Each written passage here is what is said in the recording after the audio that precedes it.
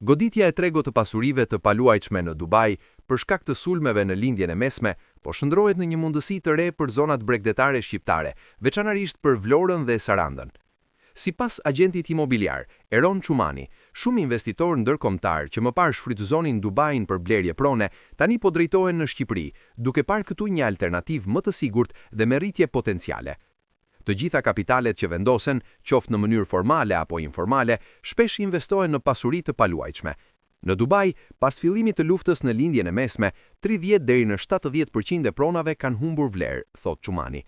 Ai thekson se Shqipëria nuk është e ekspozuar ndaj konflikteve apo luftrave dhe për këtë arsye shumë investitorë të huaj që dikur investonin në Dubai, po marrin në konsiderat Rivierën shqiptare si destinacion të ri për investimet e tyre. Tashmë po shfaqet faza fillestare e interesimit, ku disa shoqëri që blinin prona në Dubai po shqyrtojnë mundësinë për të investuar në vila dhe apartamente në Shqipëri, me qëllim kthimin e kapitalit përmes qiradhënies apo rritjes së vlerës së pronave. Ky trend pritet të rrisë kërkesën dhe të ndikojë gradualisht në çmimet e pronave në zonat premium bregdetare të vendit. Si u godit Dubai nga lufta në lindjen e mesme? Dubai u bë shumë tërheqës për pasuritë e paluajtshme vitet e fundit, sepse u perceptua si një streh e sigurt për kapitalin ndërkombëtar, me taksa shumë të ulta, lehtësi për të bërë biznes dhe një treg që ofronte kthime të larta nga qirat dhe rritja e vlerës së pronës. Reuters shkruante se për dekada, forca e Dubait ka qenë pikërisht imazhi i tij si një vend i qëndrueshëm në një rajon me tensione, ndërsa investitorët të riqeshin edhe nga infrastruktura moderne dhe klima miqësore ndaj kapitalit të huaj. Në vitet e fundit, këtë interes e kanë ushqyer edhe më tej shitjet e larta të pronave në ndërtim dhe hyrja e blerësve të huaj që kërkonin jo vetëm fitim, por edhe diversifikim gjeografik të investimeve të tyre.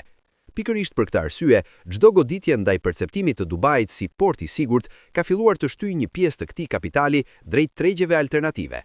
Zhvillimet më të fundit tregojnë se tregu i pasurive të paluajtshme në Dubai po kalon një fazë më të ndërlikuar se sa një rënje lineare. Reuters raportoi në mars se sektori po jepte shenjat e para të dobësimit, me volumet e transaksioneve në Emiratet e Bashkuara Arabe që ranë 37% me bazë vjetore në 12 ditët e para të muajit dhe 99% krahasuar me shkurtin, ndërsa në disa raste në treg po shfaqeshin ulje çmimesh prej 12 deri në 15% për shitje të shpejta.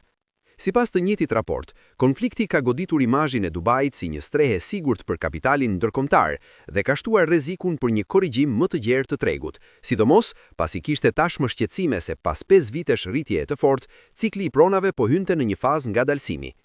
Pikërisht në këtë klim pasigurie, tregje më të vogla dhe në zhvillim, si Vlora dhe Saranda, po përfitojnë vëmendje të shtuar si destinacione alternative për kapitalin që kërkon kthime të larta dhe ekspozim më të ulët ndaj tensioneve të rajonit.